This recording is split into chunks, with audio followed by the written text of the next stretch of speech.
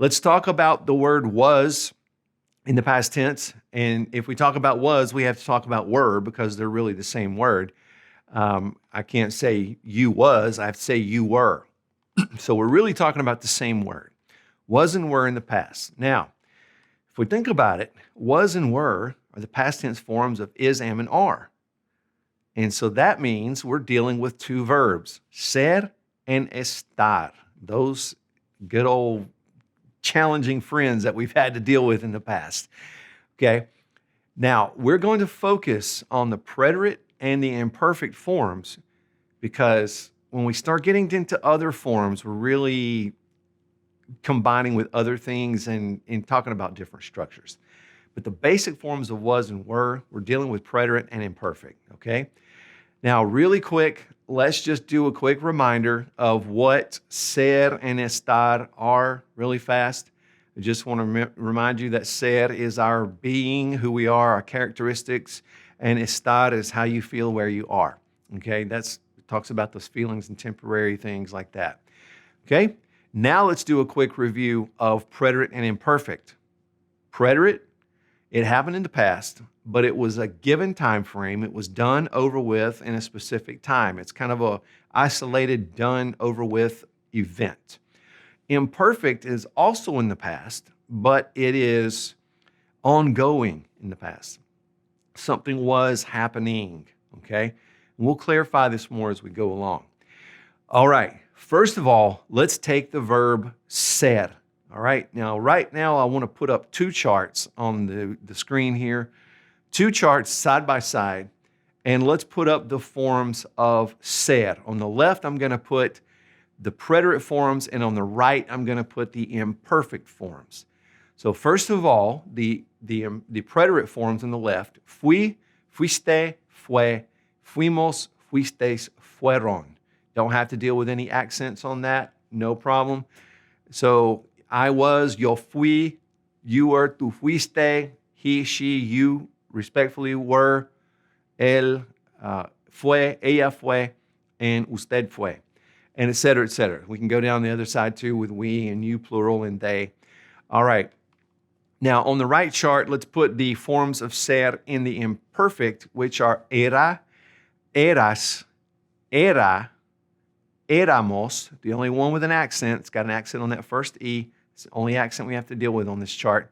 Erais and eran. Okay, so now that we have these two charts side by side, just a quick reminder. And I know I may be going over something you already know, or maybe you're already solid on this, but it's good to review it.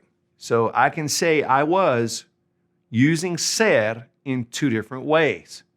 I can say yo fui, I can say yo era. Okay?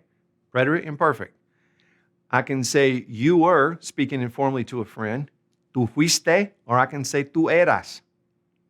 They're the same word. They both mean you were. But one's preterite, one's imperfect. Different implications. Go over to the right. If I wanted to say we were, I could either say nosotros fuimos or nosotros éramos. Okay? They were, ellos fueron, or ellos eran. Either one.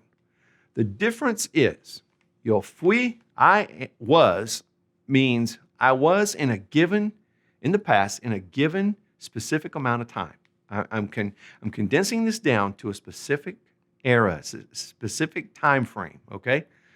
All right, so let's look at a couple of examples really quick. I'm going to use that I was as an example. Here, using the preterite, let's use yo fui in the preterite with this example, yo fui alumno en la universidad.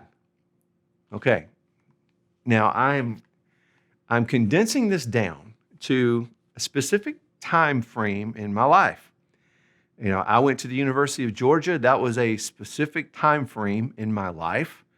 So I was a student during that time. So that's why we're using fui, specific given timeline, okay? Now you can apply that to all the preterite forms. I could say you were a student. Tú fuiste alumno en la universidad. Or we were students. Nosotros fuimos alumnos en la universidad. Can apply that to all of those. All right, now let's look at the imperfect form.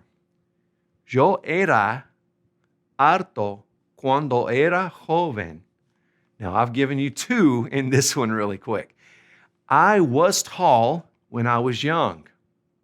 This is pretty much true. Okay, but I'm saying I was tall. That is an ongoing process. That's how I was during all that time of my life. I didn't say I was tall for one day. I'm saying I was tall. That was ongoing. It was my characteristic. Therefore, it's said. When I was young, again, ongoing time frame. Okay, so let's summarize both forms of these really quick. Said.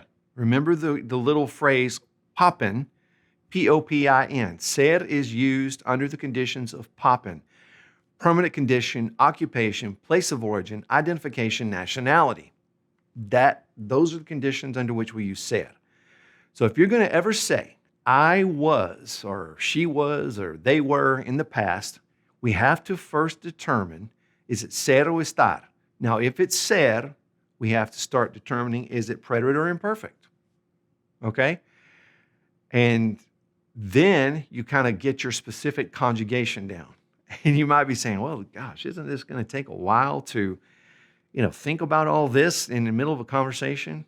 Yeah, it might for a while, but it becomes easier. I promise you, the more you practice, you'll get it because you can do it. I'm telling you, you can. Okay. The difference is specific time frame, ongoing. So either yo fui, yo era. Now let's go into estar, okay? How you feel, where you are, that is when we use estar, okay? That's our little rhyme. Anytime I'm talking about how somebody feels or, a condition like they're sick or I'm so happy right now, it could be anything, any kind of feeling, that's estar. If I'm ever saying where the subject is right now at the time of the sentence or where they were at the time of the sentence, I'm telling you their location, that is estar as well. Okay, so we're going to put two charts up here again. We have on the left, the preterite, and on the right, the imperfect. So on the left, we have estuve, estuviste, estuvo, estuvimos, estuvisteis, and estuvieron. No accents to worry about here. On the right, we have estaba, estabas, estaba. And on the right, we have estábamos, accent on that middle A after the T. That's the only accent we have to worry about here. Estabais and estaban. Okay. So now that we have side by side, again, if we're going to say I was, I can say yo estuve or yo estaba. Okay. So you have to kind of pick which one we're going to use. Is it preterite? Is it imperfect? Here's some examples. We'll clear our charts. I was in Madrid. Yo estuve en Madrid. Okay, now, you might say, well, wasn't that ongoing? I mean, it could be in certain contexts, but if I'm talking about, hey, I was in Madrid for a certain amount of time or, last week or 3 days, whatever, putting a time frame on it, it could be yo estuve en Madrid. Now, I was sick. Yo estaba enfermo. That was ongoing. It was a feeling that was ongoing. It was a condition that I was dealing with, ongoing for a while. Okay. Now, some people will argue that these could be interchangeable because, well, what if I put a certain time frame on it? Yes, you can imply different things by using different words. So sometimes, you have to think, what am I saying? Am I using a sentence that puts a specific time frame on it, or was this ongoing? All right. But here are two good examples of I was in the past. Now, summarize this whole quick lesson here. First of all, I'm going to say was or were. Is it ser o estar? Make your decision. Is it preterite or imperfect? You make your decision, and then you go to the specific conjugation you need. All right? This does take a little time, but I'm telling you, more practice equals less time thinking about it, okay? I want to do a quick reminder before we close out of the imperfect. If I were to say he was talking just in imperfect, obviously, because that was ongoing in the past, I can say two different things, because I've had this question come up a few times on the Facebook page.